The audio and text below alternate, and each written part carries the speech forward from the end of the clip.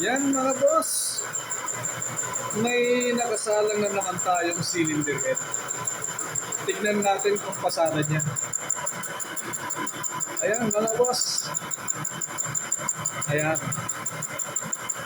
Tingnan nyo kung gaano kakinis yung napasadahan at saka yung papasadahan pa lang. Ayan yung papasadahan pa lang. Ayan. So, isinet up natin yan na manipis lang yung mapapasadahan sa cylinder head. Ayan po ang finish ng pasada. Ayan po ang buong cylinder head na papasadahan natin. Ayan. So, maya-maya lang ay tapos na yan mga boss. Ibibigay na natin yan kay customer pagkatapos ng pasada na yan. Yun lang po. Salamat.